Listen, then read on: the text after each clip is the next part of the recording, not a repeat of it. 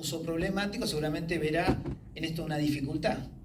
Y allá por el 2014 en la Facultad de Medicina decíamos y nos preguntábamos, porque ahora podemos parecer todos muy flexibles, pero nos preguntábamos en la Facultad de Medicina, poníamos cannabis medicinal, un problema sanitario o una oportunidad terapéutica. Digo porque recordar de dónde salimos nos hace también sincerar los procesos, o sea que alguien que se puede considerar experto en cannabis, que es difícil, tiene que reconocer que en su origen tuvo el preconcepto, que eso nos ayuda a avanzar. ¿La próxima? ¿La próxima? Entonces, ¿cuál es el motivo por el cual un médico va en búsqueda de una herramienta terapéutica? Es que alguien la está pasando mal. Entonces, desde ese lugar empieza todo esto que uno puede discutir herramientas terapéuticas. Entonces, la Sociedad Americana puso esta paciente allá por el 2018, y yo soy médico internista, y quizás haya algún paciente mío aquí en el auditorio, y esta revista de alto impacto es la que nos enseña sistemáticamente la medicina interna. Entonces, el decano de aquel momento de la Facultad de Medicina decía algo que no aparece en la revista New England, no existe para la ciencia. Y fíjense que esto apareció en el 2018. O sea, ¿cuántos debates fui transitando con este decano de la Facultad de Medicina porque no aparecía el artículo? Cuando apareció esto, la Facultad de Medicina lo flexibilizó y entendió que había algo que hacer. Y lo más sencillo es que, ¿qué hay que hacer? Hay que resolver el dolor crónico de esta paciente. Y digo esta paciente que está una paciente americana, pero ayer en el consultorio llegó Liliana, que hace mucho tiempo que no la veía, y me dijo, una fractura me cambió la vida, Marcelo. Ella había hecho un síndrome parecido a esta chica, una fractura expuesta de tibia y peroné, y posterior a eso comenzó con un dolor por una enfermedad de Sudek, que no vale la pena aprenderse el nombre, pero sí es cierto que significa que posterior a una agresión traumática se resuelve la fractura y sin embargo a la paciente le queda un dolor neuropático.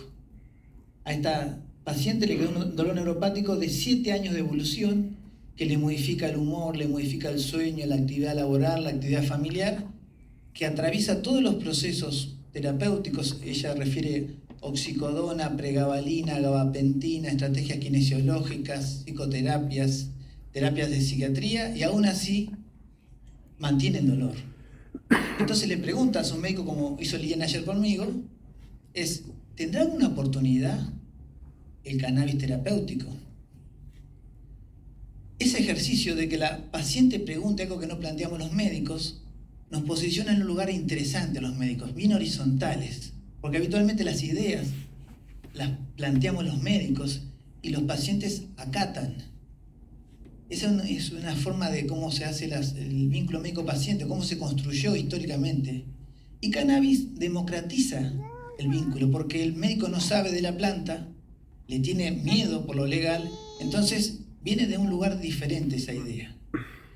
Pero para mí, en dolor puntualmente, cuando el paciente toma esa iniciativa con cannabis o con cualquier otra estrategia, que se empodera de su dolor y dice, doctor, ¿no le parece que insistamos con esto?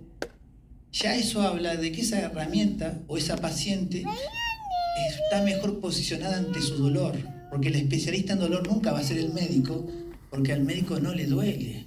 Entonces, la experiencia dolorosa, por definición, la hace el paciente. Los médicos somos espectadores, acompañamos amistosamente a una paciente que sabemos que la va a pasar mal. Entonces, esa paciente le preguntó a la sociedad científica, ¿les parece? Y llamativamente, la Sociedad Científica Americana se dividió. Muchos dijeron que no y otros que sí. Entonces yo tomé la iniciativa de qué decían los que decían que no. Los que decían que no decían que había aún poca evidencia científica para el uso del cannabis medicinal. ¿Hay alguien que puede estar de acuerdo con ese concepto? ¿Al cannabis le puede faltar evidencia regulatoria en el contexto del dolor crónico? Lo primero que nos surge es no. Y yo le digo, sí, le falta evidencia. Pero no es lo mismo que nos falte evidencia que no haya evidencia. ¿Vieron cuando uno discute binario, lo blanco y lo negro? ¿Es sí o no? No. Los médicos manejamos muchas herramientas, aunque falte evidencia, porque nuestra experiencia clínica, la preferencia del paciente y la refractariedad, esta paciente tiene 7 años de no responder al dolor, hace que vayamos en búsqueda de una alternativa, aunque falte evidencia. ¿No? Por eso digo, cannabis nunca lo podemos discutir en el sí y el no. Es, bueno, lo podremos intentar, como pide la paciente esta, como lo pidió Liliana ayer en la consulta. ¿Bien?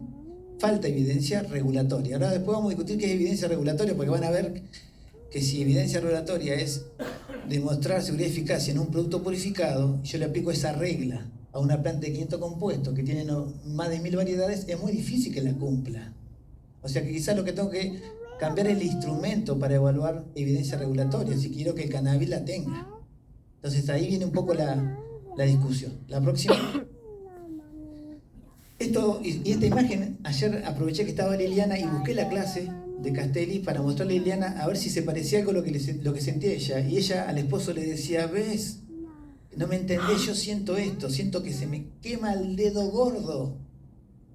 Y Hugo no entendía, o sea, nadie va a entender, excepto que el que padezca un dolor neuropático, lo que es un dolor neuropático. Es una sensación totalmente desagradable. La definición de dolor crónico es, más allá del tiempo, es un paciente que tiene una experiencia emocional y sensorial desagradable. Eso es lo que siente Liliana y lo que sentía esta paciente americana. Entonces ni Hugo ni nadie la va a entender, porque habitualmente nosotros asociamos dolores a un traumatismo, a una artrosis de cadera, artrosis de rodilla. Nunca podremos entender que lo que se enfermó es el sistema nervioso. Estos pacientes tienen enfermos el cable que habitualmente recoge sensaciones placenteras y los cambia por sensaciones displacenteras. O sea que viven una vida muy compleja. Entonces a estos tenemos que escucharlo mucho, fíjense. Ahora, si yo les digo, aquí veo que posiblemente haya algún cultivador o consumidor de cannabis. Dolor es una experiencia emocional y sensorial desagradable. ¿Hay alguna sustancia que modifica experiencias emocionales y sensoriales? Y suena casi a cannabis. Cuando uno dice eso, viene la palabra cannabis como una alternativa. Entonces, ¿por qué la ciencia no va a discutir esa posibilidad? Entonces dice, no, bueno, porque yo no estoy de acuerdo con lo que mi hijo adolescente hace en un ritual. Bueno, está perfecto, hablarlo con tu hijo, lo del ritual, pero esta paciente Liliana no tiene nada que ver con un ritual de música, ni con...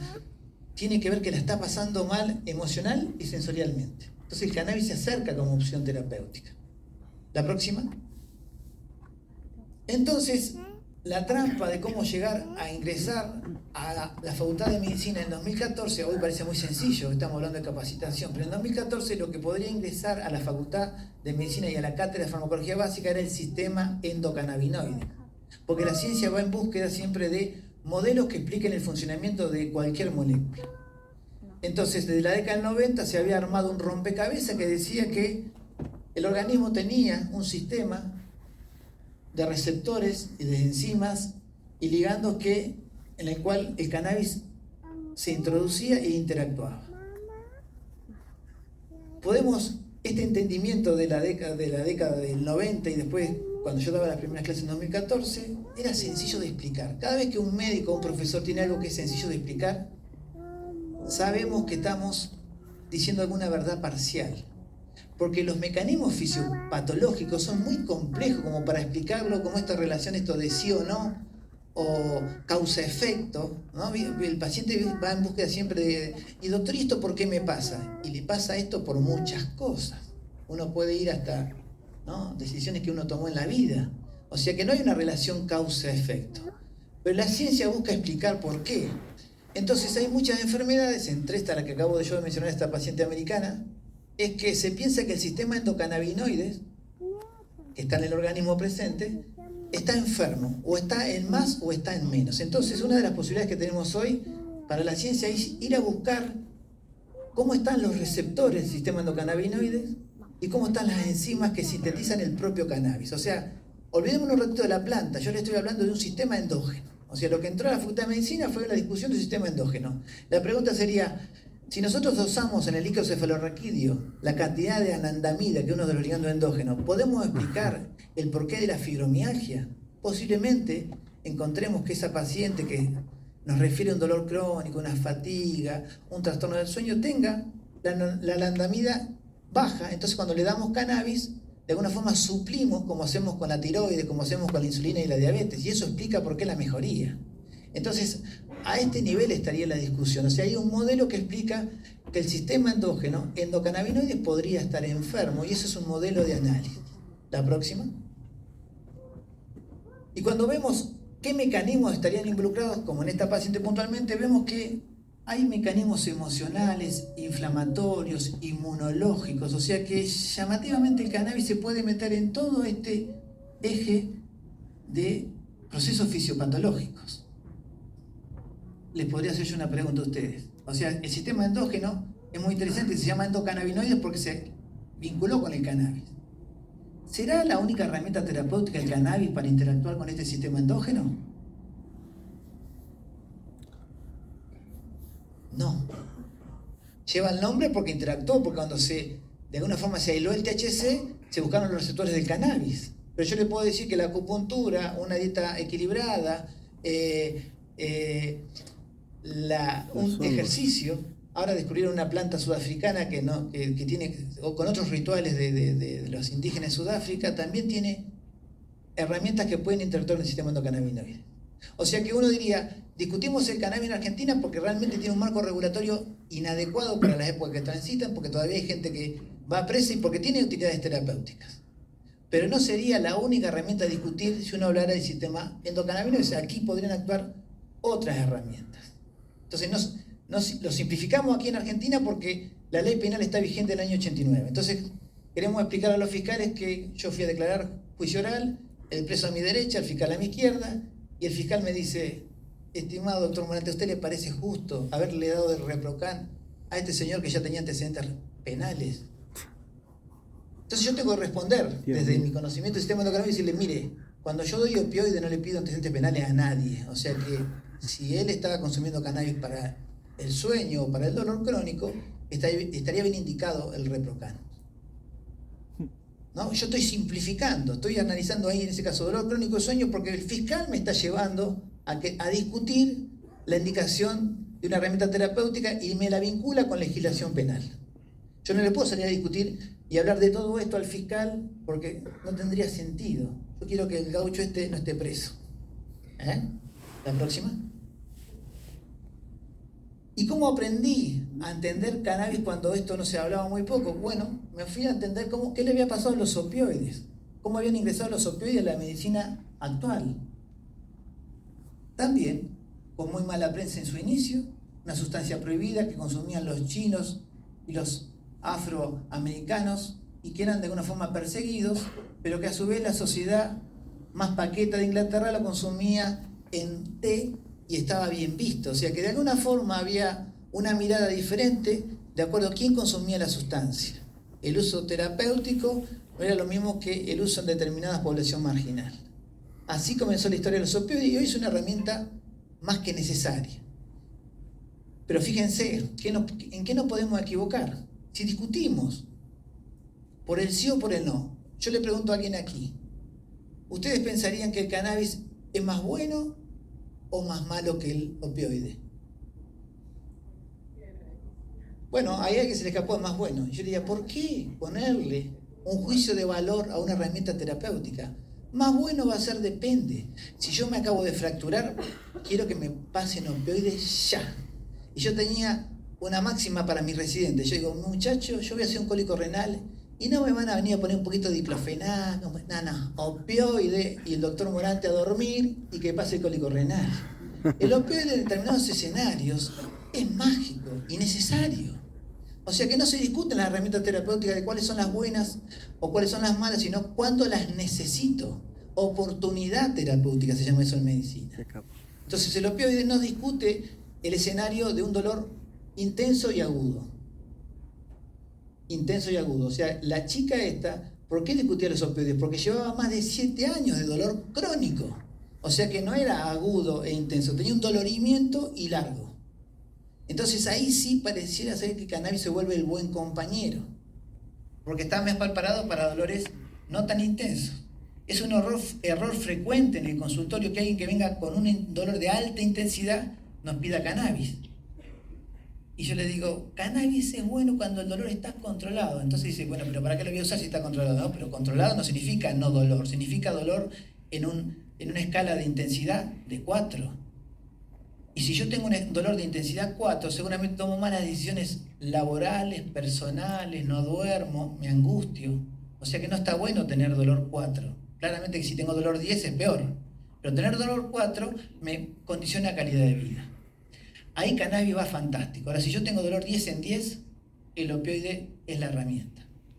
Cuando fueron a medir eso, vieron que había una interacción entre las vías del dolor de los cannabinoides y los opioides. O sea que se parecían no solamente por la historia regulatoria, sino que se parecían por las vías en las cuales estaban ubicadas las vías del dolor. La próxima. O sea, cuando uno piensa el dolor, lo piensa en este escenario, en este recorrido. Desde la periferia, imaginemos que esto está afuera, va a recorrer, va a ingresar al sistema nervioso y va a ascender hacia donde se va a interpretar. O sea que nosotros sabemos que esto sucede, y cuando llega acá al cerebro y se interpreta que algo duele, el cerebro libera una sustancia para frenar la compuerta para que no ingrese más estímulo doloroso. Eso lo hace con los opioides y con los cannabinoides. O sea que en este recorrido hay compuertas específicamente y estratégicamente ubicadas para hacer que haya menos dolor. Cuando uno va a analizar esas compuertas, ve que hay, por cada una compuerta de opioides, hay 10 compuertas de cannabinoides. O sea que claramente el cannabis tiene una lógica fisiológica de por qué el dolor, igual que el opioide.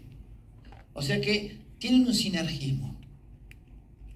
Dijimos, la relación es 1 de opioide y 10 de cannabinoides. No solamente eso, cuando nosotros usamos un antagonista de los opioides, ¿cuál es el problema que tiene el opioide? Así como dije que era bueno en determinado escenario, es que genera muertes. Si yo me escalo dosis, de forma inadecuada, puedo generar un paro respiratorio. Entonces a mí, como jefe de emergencia, me llega un paciente que yo interpreto que tiene intoxicación por opioides, y uso naloxona para sacarlo de esa intoxicación por opioides. Cuando nosotros usamos la naloxona para sacar el efecto de los opioides, llamativamente se va el efecto del cannabis. O sea que comparten antagonistas los opioides y los cannabis. Se parecen mucho, son primos, pongámosle así, estamos hablando de familia, son primos con distinta potencia. O sea que si yo quiero entender cuál es la diferencia entre el opioide y el cannabinoide, es que la potencia va ligada siempre al efecto adverso. O sea que algo que es muy potente es muy bueno, pero tiene más efectos adversos. Algo que no es tan potente tiene menos efectos adversos. Entonces el cannabis se parece a este de acá abajo. ¿De dónde viene el efecto adverso? Lo que yo discuto con el fiscal. El efecto adverso viene de la legislación penal. Porque si yo voy en cana es un efecto adverso complejo. No es un paro respiratorio, pero acabo de perder el laburo, la familia. Epa. Entonces, ahí viene la discusión, porque la gente confunde. ¿Cómo? Si está tan prohibido debe ser porque es muy potente. Y si fuera muy potente y con ese margen terapéutico, imagínense, con el consumo de cannabis que hay, veríamos cosas terribles cada fin de semana en los médicos de emergencia. Si el consumo fue aumentando. No, claramente porque tiene un perfil terapéutico de baja toxicidad. Mala legislación, baja toxicidad. Pero para complejizarla, cuando uno va a ver estos receptores, uno ve esto que es terrible. O sea, cada vez que hay un receptor de cannabis y al lado un receptor de morfina, se modifican entre sí. Se modifican entre sí. Y cuando uno ve serotonina, dopamina, es que los receptores de los opioides y de cannabis modifican otros receptores. O sea que no puedo ser tan simplista de pensar que había simplemente un sistema de compuertas ubicadas en forma aislada, donde una vez actuaba con uno y una vez actuaba con otro. Significa que en presencia del otro, esto se modifica. O sea, eso se llama dimerización. Es un concepto médico complejo, es cuando un receptor que está cerca del otro lo modifica. Y digo para no discutir el bueno y el malo. O sea que si eso se dimeriza y se sinergiza, claramente que tenemos que aprender a usarlo en conjunto a las herramientas. No combatirlas como el bueno y el malo, sino cómo usarlas en conjunto. Porque posiblemente vamos a poder bajar la dosis de benzodiazepina, posiblemente de los antiepilépticos, posiblemente los opioides. Ahora, si yo le digo a una mamá, sacarle los antiepilépticos porque el cannabis es el bueno, y el niño me hace un estatus epiléptico, ¿qué error cometí? Si el trabajo decía que con 3 antiepilépticos más cannabis al niño le iba mejor, ¿por qué sacarle el antiepiléptico? ¿No? La próxima, está más compleja. Bueno, entonces yo enseñaba esto, daba clase con Manuel Guzmán y Cristina Sánchez allá por el 2015 en Chile, y simplificaba, la explicación era sencilla. Nosotros decíamos, esta neurona le manda una señal a esta, la estimula, cuando la estimula mucho, esta le genera el freno a través del cannabis, o sea, libera THC que va a actuar sobre este receptor y le dice basta de estimularme porque hay una zona de calentamiento. O sea que era un inhibidor, una retroalimentación. Hoy sabemos que es mucho más complejo que eso. A mí me viene bien mostrar, porque esto muestra la ignorancia del doctor Morante en el 2023, o sea, yo tengo que aprender mucho más. Esto me sirvió para algunas clases que ya hoy no sirve, pero me cultiva la humildad. Yo explicaba esto con investigadores internacionales, o sea, fíjense qué limitado era mi conocimiento, pero era la verdad, es lo que se sabía en el mundo. O sea, Manuel Guzmán lo explicaba perfecto. O sea que este era el mecanismo. Esta se calentaba, le decía basta, y acá paraba la síntesis. ¿Bien? O sea que la empresa farmacéutica dijo, si es tan sencillo, 2010, hagamos un medicamento. O sea, ¿qué podemos hacer? O algún agonista de este receptor, o algún antagonista de este receptor, o modificamos la síntesis o la degradación de la anandamida. Bueno, fueron por el primer ejemplo. Fueron a buscar un antagonista del receptor CB1, o sea que acá ponían algo que bloqueara la acción del THC. Y lo usaron fundamentalmente en una población obesa, que hacía diabetes. Entonces, con esto intentaban que a nivel del hipotálamo el paciente tuviera menos apetito. O sea, si esto era verdad, el paciente bloqueaba ese receptor y no iba a tener necesidad de alimentarse. Los gorditos empezaron a bajar de peso, pero comenzaron a tener ideas suicidas. O sea que indudablemente que era mucho más complejo que frenar esto. O sea que había una matriz que analizar. Entonces el sistema endocannabinoides fue mal explicado y la empresa farmacéutica busca estos mecanismos causa-efecto. O sea, buscan moléculas puras que actúan directamente sobre receptores. Cannabis no se parece a esto. Y esto digo cuando hablábamos recién de la evidencia. Cada vez que queremos analizar cannabis y le aplicamos los modelos farmacéuticos, claro, es muy difícil medirlo. Porque si alguien me pregunta, estoy analizando un paciente con Parkinson, por ejemplo, que ayer me vino a ver. Entonces él está temblando, le temblaba la mano izquierda. Entonces él me dice, y Marcelo, ¿qué pasa con la levodopa? Me frena un 30% de temblor. ¿Cuánto pensás vos que me va a temblar cuando yo use cannabis? O sea que me busca una relación causa-efecto igual que la levodopa. Y yo le digo, mira Gaucho, que si vos buscás el mismo mecanismo que una sustancia purificada, en este caso era levodopa, carbidopa, levocar, cannabis es otra cosa. Y le di el ejemplo de cómo yo lo miraba en Canadá. Le medíamos la frecuencia del temblor, se la medimos después del tratamiento con levodopa y después del tratamiento con cannabis. Entonces, rápidamente los expertos en movimiento involuntario decían, no hay modificación con cannabis, Marcelo, o sea, no supera la levodopa. Bien, interroguemos al paciente y el paciente dice esto, la verdad que sigo temblando igual, pero me importa menos. ¿Qué lógica farmacéutica? ¿Dónde se escribe en el prospecto? Fíjense si ustedes en el prospecto escuchan alguien escribe eso. Le va a importar menos, le va a temblar igual. Nadie escribiría eso. Pero claramente como médico que uno asiste a un paciente, eso es un dato interesante. Si lo único que yo busco es que en el paciente parkinsoniano tenga un poco mejor de calidad de vida, ¿quién le va a curar el Parkinson? Queremos mejorarle el síntoma. Yo le doy la levodopa a las 7 de la mañana y a las 12 menos 10 se le va el efecto y el paciente empieza a temblar como antes de haber tomado la medicación. Vuelve a tomar la medicación y mejora hasta dentro de 4 horas. Y así, o sea, el paciente rápidamente aprende que la levodopa no le cura la enfermedad, sino que le mejora el síntoma. Bueno, cannabis va sobre ese escenario. No viene a reemplazar la levodopa, sino que viene a completar la calidad de vida de ese paciente que está con levodopa, carbidopa. La próxima. El THC fue, dijimos, Meyulán, década del 60, el primer principio que se aisló. Y como fue el primer principio activo que se aisló en la década del 60, tiene la mala suerte que es el primero que agarró todos los marcos regulatorios. O sea que si uno va a ver los tratados internacionales que de alguna forma regulan al cannabis, van a ver que regula la planta de cannabis y al THC. O sea, no regula al cannabidiol. ¿Por qué? Porque este es el que más se le atribuye propiedades psicotrópicas, o sea, a esto que le tenemos miedo. Pero si yo le dije que el dolor era un cambio, o un trastorno, o una experiencia desagradable en lo emocional y lo sensorial, yo seguramente voy a necesitar algo de esto para que al paciente le vaya mejor. Ahora, cuando vaya a la agencia regulatoria me van a decir, y Marcelo, si tiene más de 0,3 tiene un problema porque está en lista 1 de psicotrópicos, o sea que, por ejemplo, no lo puedo involucrar en formulaciones magistrales. Y van a ver que el cannabis tiene algo de formulaciones magistrales más que interesante a desarrollar. Bueno, el THC es el primero que aparece como interesante para la ciencia porque se encuentra que actúa sobre estos receptores, pero encuentra rápidamente un marco regulatorio negativo. Entonces, generalmente lo encontramos no regulado en el mercado negro. Yo les pregunto a ustedes, ¿ustedes han visto efecto adverso por el THC? ¿Sí? Sí.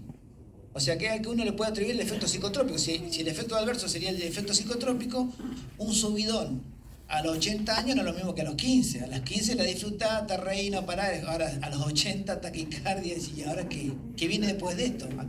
¿No? Entonces claramente que el abuelo con el THC se lleva bastante mal, excepto que tenga un médico al lado y le pueda dosificar adecuadamente. Entonces, yo en la capacitación que daba en el 2015, alguien me preguntaba, ¿cómo seleccionar los aceites? Y aceites venían de todos los lugares del país. Y yo le decía, pero no hay que seleccionar aceites. Yo asumía que todos los aceites de Argentina tienen THC, si todas las plantas de Argentina tienen THC. Lo que hay que hacer es seleccionar bien el paciente. Y sigo pensando lo mismo. O sea, ¿por qué pensar que hay que elegir el mejor aceite de cannabis si hay que elegir el mejor paciente para cannabis? Ahí está el arte de la medicina. Yo uso muchas herramientas terapéuticas y no le doy a todos los mismos. O sea, imagínense que después de estar 10 años con cannabis, todos los que golpean la puerta en mi consultorio piensan que soy canábico. Y cuando yo hablo de un antidepresivo me miran raro como diciendo, no, pero yo no vine por eso, ¿eh? Pero si estás necesitando un antidepresivo, vos, Gaucha. No, pues yo vine por lo otro. ¿Por qué? Esas gotitas. ¿Y qué te hace pensar que yo soy médico de gotitas? No. Vos tomate un antidepresivo, en 3 semanas, Gaucha, va a estar fantástico. No. ¿Se entiende? O sea, hay una estigmatización, o sea, nosotros mismos estigmatizamos a favor o en contra del cannabis. El THC es el que hay que tener cuidado, en el margen terapéutico. Ahora vamos a ver cuando aprendamos dosis cómo es importante, pero no claramente que nadie debe ir preso por THC. Tenemos que tenerlo en cuenta a la hora de indicar cannabis, porque sabemos que en Argentina predomina el quimiotipo 1 de variedad de planta y seguramente vamos a tener mayor porcentaje de THC. ¿La próxima? Ahora fíjense el CBD. El CBD ya nos empezó a explicar que no era tan sencillo el mecanismo de acción. O sea, el THC nosotros decíamos claramente, está lleno de receptores del cerebro, receptor CB1, efecto psicotrópico. Cuando vamos a analizar el CBD, tiene baja afinidad por receptores. ¿Y entonces cómo actúa el CBD? O sea que claramente por eso no es psicotrópico. O sea que no solamente no está prohibido porque no está legislado en contrario, sino que no tiene afinidad por estos receptores. Entonces va a ser poco psicotrópico. Entonces va a tener menos efectos adversos. Y yo tomo el efecto psicotrópico como un efecto adverso.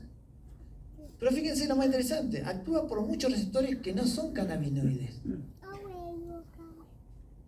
Por eso les digo yo que aprender el sistema endocannabinoide y pensar que el sistema endocannabinoide significa simplemente una planta de cannabis y 2 receptores de cannabis, a mí me da vergüenza decirlo. Y digo, ¿cómo puedo haber pensado que era tan sencillo? Es mucho más complejo porque el cannabidiol actúa por todos estos receptores. Fíjense, estos receptores son claves en el dolor crónico. Este puntualmente es fundamental en el dolor. Y el cannabidiol actúa ahí. Ya no actúa por receptor CB1. Ya le subo la apuesta, hay que seguir aprendiendo. La próxima. Y yo le hablé del sistema endógeno. Y fíjense que yo en 2014 no podía poner esta figura. O sea, vos ponías esta figura en la Facultad de Medicina y se podría todo. No podía aparecer una flor. Tanto que yo fui a discutir a la agencia regulatoria y me interrumpieron 3 veces porque yo hablaba de flores de cannabis. Y ellos decían, no, acá en la ANMAT se discute solamente aceite de cannabis. Pero Gaucho, si no llueve aceite, o sea, la flor en ningún lado está. Pero esto es una agencia regulatoria. Bueno, yo me imagino que esto es una agencia regulatoria. Yo vengo del Ministerio de Salud, soy médico y me imagino que estoy en la agencia regulatoria. Ahora, si vos sos bioquímico y no entendés que el aceite de cannabis sale de una flor, ¿cómo hacemos? O sea, ¿cómo vamos a regular? En ese caso se importaba aceite de cannabis de Estados Unidos. Bueno, llegó un momento que el debate fue madurando y nos volvimos todos un poco más piola, incluso los bioquímicos de ANMAT, y empezamos a discutir la flor de cannabis. Entonces teníamos el concepto de THC y CBD, pero de repente empezamos a ver que hay mucho más que THC y CBD en una flor de cannabis, en una planta de cannabis. Hay terpenos, flavonoides totalmente diversos, o sea que esto que hablamos recién con el compañero con respecto a cómo hacemos para encontrar evidencia de esta complejidad bioquímica. Si habitualmente la evidencia se hace de compuestos purificados, o sea que hay que estar dispuesto a discutir la evidencia en un marco de medicina herbaria. Si la seguimos discutiendo con el método farmacéutico, esto no tiene chance, es mucho más complejo que eso. La próxima. Y fíjense, acá sí, yo preparo casi 6 meses, me dice que me toca la mesa de discusión con dolor con Ethan Russo. O sea, el tipo que más sabe de dolor y cannabis en el mundo. Y dije, bueno, me preparo. Entonces todo lo anterior estaba afilado. Y Ethan Russo arranca la charla y dice, vamos a discutir formas ácidas de THC. Digo, no me hagas eso. O sea que no puedo hablar. Y él arrancó diciendo, no sé por qué hemos discutido cannabis en sus formas descarboxiladas, porque el consumo general de cannabis, cuando alguien le pone temperatura, lo fuma, entonces sabíamos mucho de ese efecto. Pero de repente, lo que hay que analizar es la planta en su forma ácida, o sea, sin aplicarle temperatura. Porque cuando al THC no le aplicamos temperatura, dice que logramos el mismo efecto con dosis más bajas y tenemos menos efecto psicotrópico. O sea que las formulaciones deberían tener alguna cantidad de formas ácidas de THC. Le aumenta el margen terapéutico, o sea, nos permite ir más alto en dosis. O sea que esa es la discusión del mundo, o sea, las formulaciones con formas ácidas de THC. La próxima.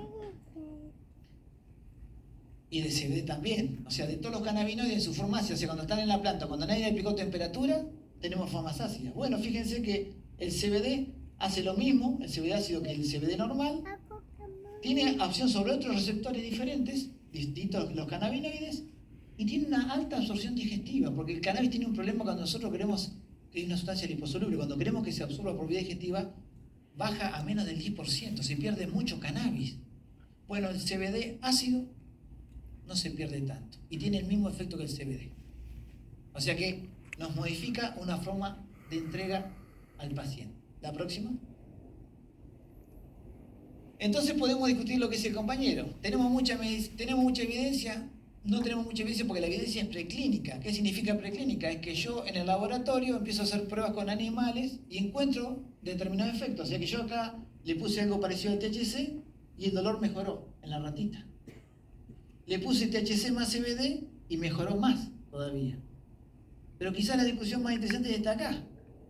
Porque la paciente me preguntaba si podía usar cannabis y venían usando enojada gabapentina. Pero fíjense que cuando vos pones THC más gabapentina le va mejor esa interacción. O sea que no discuto el bueno y el malo, discuto que cuando están presentes los dos le va mejor. Ahora, esto es medicina preclínica, esto no lo puede tomar como una evidencia concluyente. Ninguna agencia regulatoria diría, entonces acabamos de demostrar que si yo pongo THC más gabapentina le va a ir mejor a los pacientes. Tengo que llevarlo a un ensayo clínico para decirlo eso. Entonces, el que no sabe de evidencia, de metodología de la ciencia, piensa que esto alcanza. No, este es el primer paso que da la sociedad científica para avanzar sobre el conocimiento. Pero no significa que no hay, significa que estamos un paso más atrás. Fíjense, con una regulación totalmente contraria al THC, ¿cómo va a ser fácil investigar? Hoy yo discutía con una investigadora de San Juan. Dice, pero Marcelo, yo quiero estudiar dolor crónico porque me parece muy importante la producción de San Juan, la quiero poner en el contexto de dolor crónico. Y yo la escuché un rato y dije, fantástico. ¿Cuánta guita pensás poner vos para hacer eso? Si esto está prohibido. O sea, ¿cómo hacemos? Porque vos, cada paciente que va a ponerle THC, necesita un seguro del paciente para investigar. ¿Sabes cuánto sale eso? Ni me lo digas. Bueno. Entonces, esto es investigación preclínica. Esta es mucho más barata. Cuando lo llevas al salto de la clínica, ya hablamos de seguro cada paciente, comité de bioética, agencia regulatoria, metodología de la investigación, cantidad de pacientes, cantidad de tiempo, seguridad y eficacia, interacciones, controles de laboratorio. Es todo eso, generar evidencia clínica. ¿La próxima? Entonces, esta es la que falta. ¿Pero por qué falta? Fíjense que ustedes acá cuando ven, empiezan a mirar la evidencia, este es un extracto que tiene THC y CBD. Este otro, en la fibromialgia, se usó acá un sintético de THC. Y acá se usó distintas formulaciones herbarias. O sea que si yo quiero hacer evidencia y uso distintos medicamentos, o sea, usé una forma inhalada, un sintético y una forma equilibrada de THC y CBD como extracto. Y digo, es bueno para este dolor. Y cualquier analista de evidencia te dice, pero Marcelo, tratá de usar la misma sustancia para demostrar el efecto, porque vos estás usando todas formas diferentes. Por eso que falta evidencia clínica, porque los productos en los cuales se logró evidencia son totalmente diferentes. No es lo mismo usar nabilona, un sintético de THC, que usar formas inhaladas de THC. La forma de entrega y lo que yo estoy dando es totalmente distinto. O sea que intentar demostrar causa-efecto es muy difícil. La próxima. Y acá me tienen que ayudar ustedes, o sea, y si hay médico acá, ¿cómo orientan al paciente? Porque el paciente viene con esta expectativa. Viene con esto de las gotitas, o Marcelo, sos mi última oportunidad, vine de Mendoza, mirá que 13 horas en auto para verte a vos. Y ¿viste? Ya te viene diciendo, y veo que no sos gran cosa, 13 horas de auto. Y ¿sabe qué? Digo yo, vos sos candidata a un antidepresivo. Dámelo ahora porque me voy a morir, voy a llorar ya, me dice. Voy a volver para Mendoza a un antidepresivo. Sí. O sea que la expectativa que tiene la señora, con un síndrome de depresivo, pero calcado, trastorno del sueño, del humor, del apetito sexual, no se levanta de la cama, es para un antidepresivo de libro. Ella quiere cannabis. O sea, tiene una expectativa sobredimensionada de lo que es la herramienta cannabis. Yo le diría a ustedes, ¿usted le pondrían cannabis a ese paciente? Es como ponerle cannabis a una fractura. Tiene muchos síntomas. Y dijimos que el cannabis era bueno para síntomas controlados. Controlen el síntoma con antidepresivo y después pónganle cannabis y le va a ir mejor. Le va a ir mejor a la paciente. Al revés, no le va a ir bien. Entonces la paciente con control sintomático le va a ir mejor. Entonces siempre hay que preguntarle acá, la familia del médico si tiene conocimiento, porque si no, esto de que existe el médico canábico. Y si alguno se enoja acá, yo me hago cargo. ¿Existe el médico canábico? Yo le digo algo más fácil. Si yo soy epileptólogo, fuera epileptólogo, y tengo que aprender una herramienta más que es cannabis, o sea, yo ya aprendí de ácido valproico, de pamín, de oscarbamazepina, de todos los antidepresivos, de todos los antiepilépticos, y tengo que aprender cannabis, quizás pueda. Ahora yo nunca vi un epiléptico, pero sé de cannabis. Y como sé de cannabis, me acabo de autodefinir como epileptólogo. Y no. Entonces pongo una propaganda en internet, soy médico Reprocan, me hace calentar más todavía. O sea que no sos epileptólogo. ¿Y por qué pones que sos médico Reprocan? Si el Reprocan dice médico con matrícula vigente, no te pide que vos pongas una especialidad. El que pide que vos pongas una especialidad es quizás la dificultad que tiene el paciente o el síntoma para que vos te involucres o no te involucres con el escenario. Entonces eso hay que tenerlo muy claro a la hora de informar o de alguna forma conducir una expectativa desmedida. O sea, Argentina, somos como al fútbol, rápidamente empezamos en expectativas desmedidas. Nos comimos 4 los de Boca, ya sabíamos que íbamos mal, 4. O sea, la expectativa desmedida es que porque somos Boca, nos comemos 4 igual, o sea, somos Boca. La expectativa desmedida es, ¿qué es lo que yo espero de cannabis? ¿Qué es lo que yo espero? ¿Cuál es el síntoma que espero? Entonces, no la desesperación. La gente va a plantear nuestro consultorio medicina natural versus medicina de las farmacéuticas, que simplemente le importa ganar plata y no sé qué, no sé cuánto. Y digo, no, pero no discutamos eso. Las farmacéuticas van a existir, el sol mañana va a salir, o sea, eso no se discute. Vemos si el cannabis te puede ayudar o no, y esa es una discusión más lógica. ¿La próxima? Entonces la pregunta es, esto que hablábamos recién con el parkinsoniano. Quizás después de haber escuchado a Liliana o a la paciente americana, ¿tendremos alguna herramienta para impactar en calidad de vida, para acompañar, para hacerle la mochila un poco más liviana a la paciente con dolor neuropático o al parkinsoniano? Y cannabis, esta es una formulación que me gusta mucho a mí, o sea, formas equilibradas de THC y CBD. Porque cuando yo equilibro la concentración de THC y CBD, le bajo efectos psicotrópicos al THC y me permite escalar dosis. Entonces, de lo que yo puedo saber hoy de la analítica que me traen los aceites o los productos que hay en la farmacia, las formas equilibradas son interesantes para comenzar un tratamiento. Y yo quiero impactar en calidad de vida, fíjense, que no, el que ponga acá, yo quiero sanar o quiero curar el Parkinson, es un desgraciado. Yo quiero impactar en calidad de vida del paciente con Parkinson. ¿La próxima? ¿La próxima? La dosificación. Está Ramiro por acá, pero yo le preguntaría, le voy a hacer una pregunta muy interesante a un empresario colombiano que lo puso en un aprieto a Ramiro y pensará que me puede poner un aprieto a mí con la dosificación. Así que yo voy a entrar en una discusión con Ramiro. ¿Cómo dosificar cannabis? ¿Alguno se anima a decir cómo comienza a dosificar cannabis? Hay modelos. En esto de que cuando yo digo que falta evidencia, es que cuando empieza a haber evidencia, hay lo que se llaman guías de dosificación. O sea, vos hiciste un ensayo clínico y demostraste que a esta dosis generabas este efecto y a esta dosis generaste otro efecto, entonces a partir de ahí surge la guía de dosificación. O sea que no hay una guía, eso marca que falta evidencia, que no hay guía de dosificación clara. Pero como había que reducir daños, la guía de dosificación que teníamos nosotros en 2014 nos decían comenzar con poco THC y aumentar la dosis lentamente. Yo le diría que hoy se sigue manteniendo esa mirada, o sea, comenzar con poco THC y titular lentamente. ¿Por qué? Porque las plantas de Argentina básicamente son ricas en THC. Ahora, fíjense por qué yo les decía de elegir al paciente.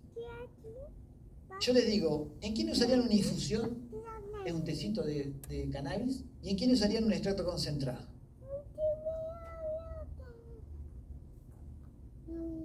Extremos de la vida.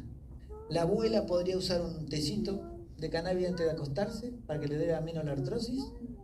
Y el niño epiléptico usa altísimas concentraciones de cannabis para poder manejar su crisis convulsiva. ¿Cuál puede ser el error? Que yo me ponga a tratar a un niño convulsivo con una baja dosis. Le voy a promover la convulsión yo mismo con esa dosis baja. Eso está demostrado. A dosis baja, el cannabis muchas veces se comporta como proconvulsivo. O si yo le doy un extracto concentrado a la abuela, la pongo a volar a la abuela. O sea que volvemos a lo mismo. Yo le puedo hablar de modelos de dosificación, pero lo primero que le tengo que decir es que fíjense en qué grupo etario quieren usar cannabis. Yo les diría que con un niño no se metan, excepto que sean pediatras, o que sean pediatras dedicados al autismo, o pediatras dedicados a la epilepsia. No se metan porque seguramente la dosificación es compleja. Y acá, con la abuela, un tecito, ¿cuál tiene la ventaja del tecito? Es que es una sustancia liposoluble, o sea que si yo la pongo en agua, va a haber poca extracción de THC, entonces la abuela se va a tomar un tecito, seguramente va a agarrar el efecto de los terpenos, va a pensar que está tomando lo mismo que el nieto, fantástico. Y va a dormir y pensando que tiene ideas locas, y no, que con una infusión seguramente solamente saqué terpenos, perfiles de cosas de la planta que sirven sin llegar al efecto psicotrópico. Pero para mí la definición es esto. Y claramente yo soy muy de vaporizar, pero la industria generó el extracto diluido oral. Porque en esto del preconcepto, tomar gotitas para cannabis es medicinal e inhalar cannabis es para fumones. Entonces todavía la sociedad creo que no resuelve este escenario. Entonces uno ve estas formulaciones. Uno diría, un paciente podría requerir las dos, o sea, podría usar gotitas cuando está trabajando y podría vaporizar cuando llega a su casa, porque el cannabis tiene olor. Y el olor estigmatiza, o sea que si yo voy a una oficina, un banco, imagínense el Banco de la Nación acá de Castelli, y uno clava cannabis, el que entra al banco dice no sabe, el gerente nuevo, una cosita, hay que pedirle crédito porque este no, ¿tiene olor? Bueno, la próxima. Otra cosa a tener en cuenta, las interacciones, porque yo hablo de la vía oral. Porque la vía oral tiene interacciones, porque tiene un primer paso hepático muy alto. O sea que la vía vaporizada me podría zafar del primer paso hepático y yo podría tener menos interacciones. Y cuando hablamos recién de que el cannabis tiene baja toxicidad, por eso usábamos síntoma controlado, una cosa es el cannabis.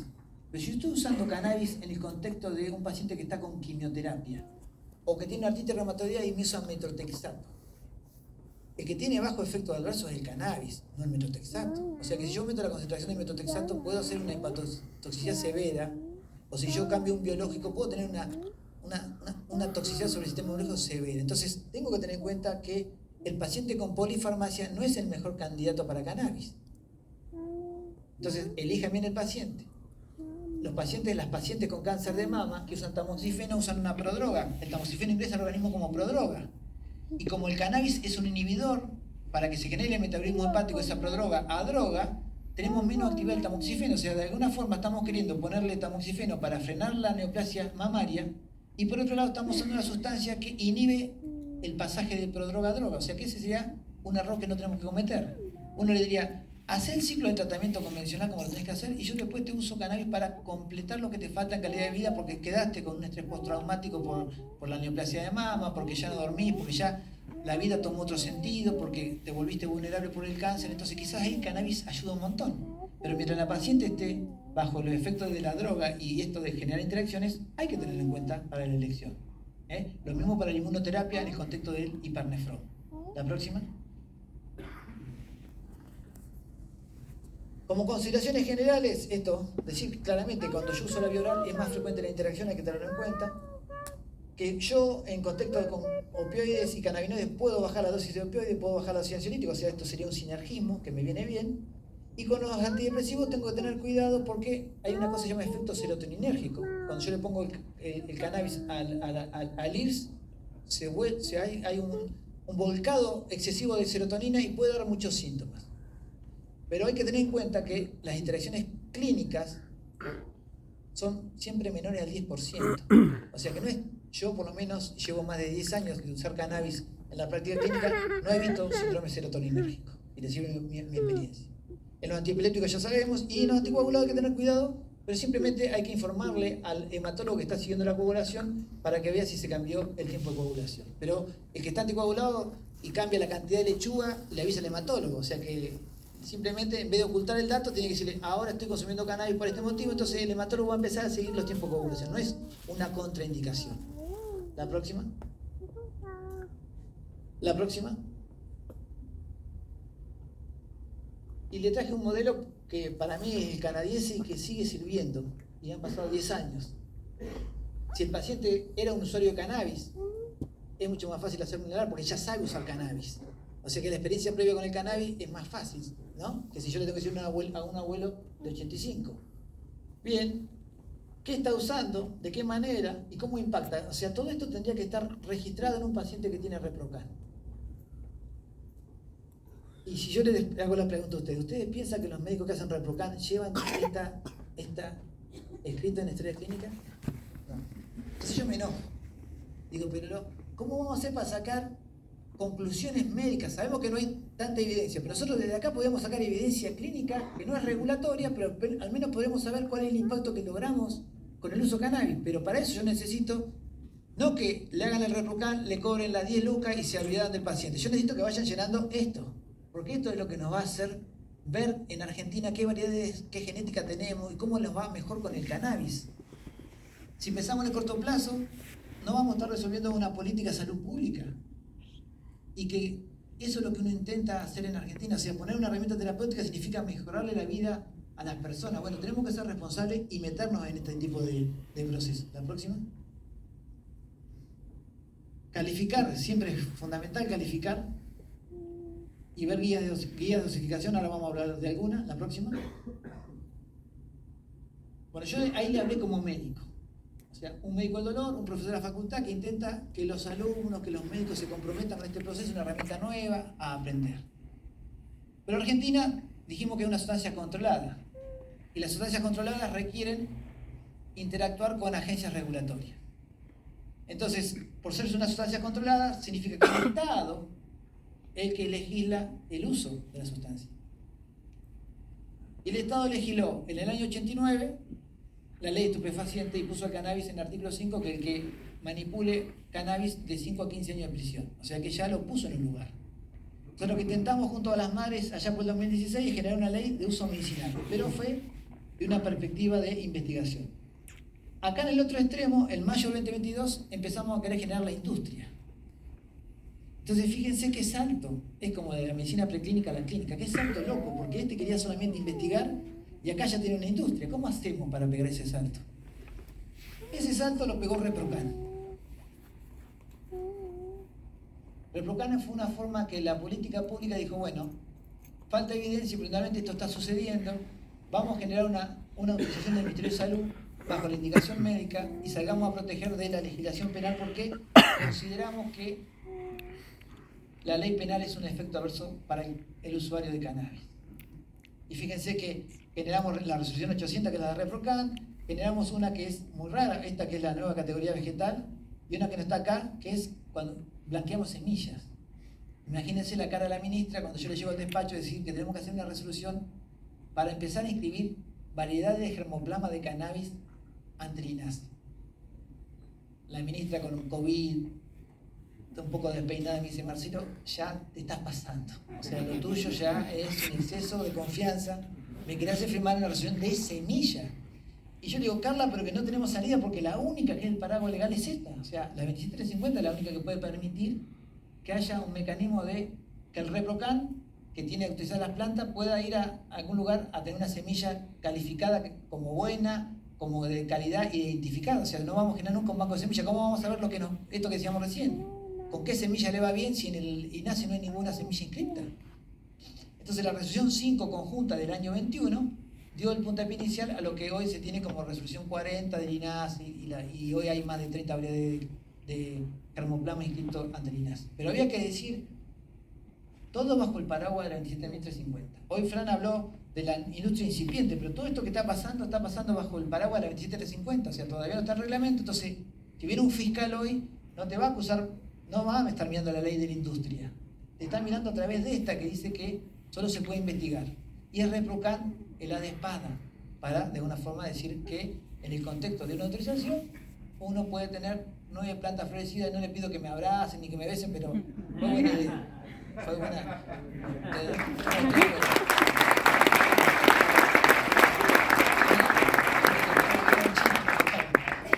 La próxima. Bueno, ReproCan esto. Pero esto de ReproCan lo hicimos entre todos, porque imagínense que el ReproCan tiene hoy más de 200.000 inscritos aprobados. Y uno pensaría que la ley de investigación era para epilépticos refractarios, decía la resolución 738. Imagínense si alguien va a pensar que hay 200.000 epilépticos refractarios en Argentina. ¿Qué es lo que dice el fiscal enojado? O sea, me dice: pero escuchame una cosa. Y yo le digo: lee bien la resolución, en el anexo 2 no dice epilepsia refractaria, dice la patología que defina el médico o el síntoma. Pero entonces señala al de gorra que estaba preso. Pero este tiene insomnio. Lo dice su doctor. Pero claramente que hay que perfeccionarlo. El ReproCan nos sirve como un escenario de ampliación de derechos, de contención del Ministerio de Salud, pero claro, si no le pegamos a la legislación penal, el ReproCan hoy tiene 200.000, pasado mañana va a tener 300.000 y así hasta llegar al 1.000.000. Y todo esto son recursos del Ministerio de Salud.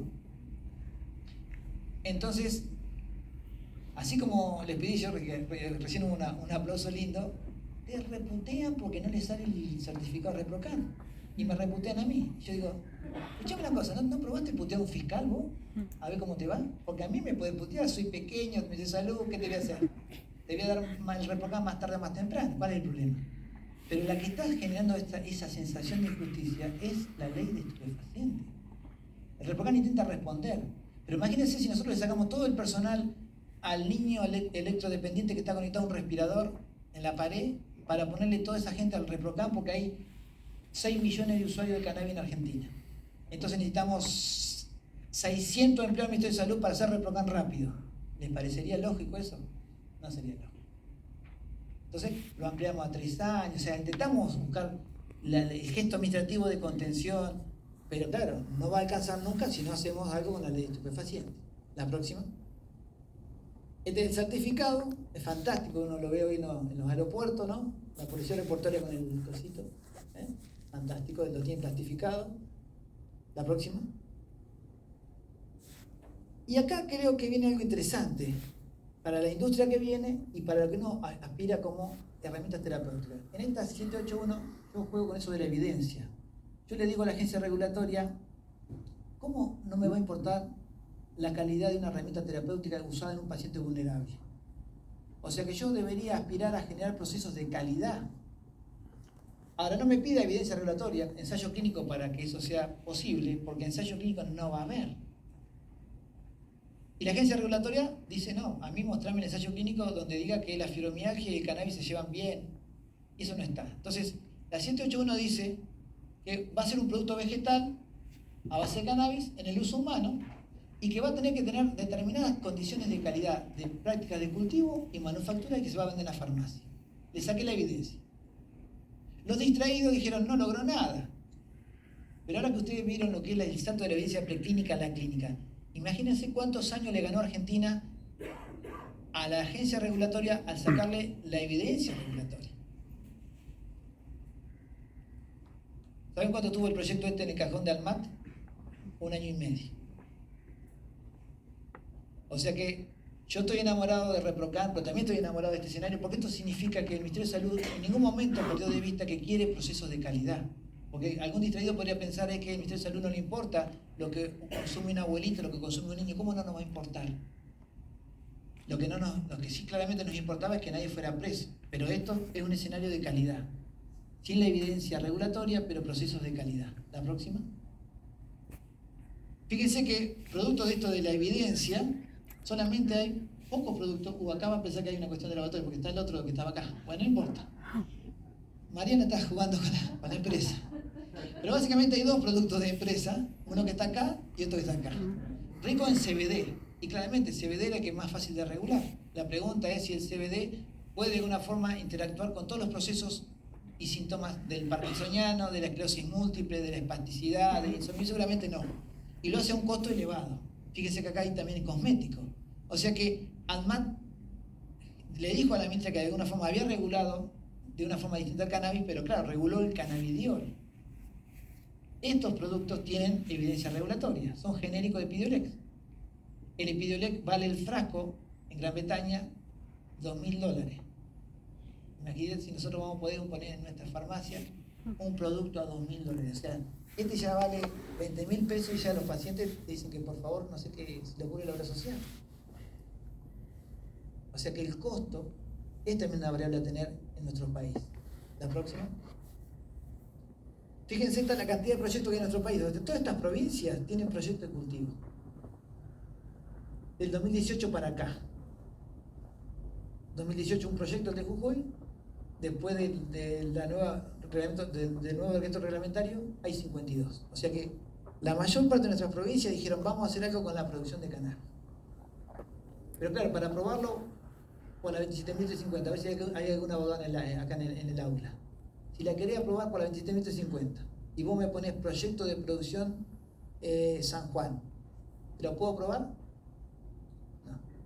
Ahora, si vos pones proyecto de investigación en San Juan, entonces llamativamente todos estos procesos son proyectos de producción que hoy tienen todos los cogollos en el freezer esperando que haya una ley industrial que les favorezca un circuito de comercialización. Pero hubo que hacer esa trampa necesaria para que en algún momento comenzara el cultivo en Argentina, porque si no estábamos importando cannabidiol a $511. O sea que como un país agrícola como el nuestro va a estar importando materia prima de un cultivo de Colorado, como si nosotros no supiéramos de planta. Bueno, todo esto está sucediendo hoy en Argentina y esa es la respuesta que yo creo que tiene que dar el reglamento de la ley industrial.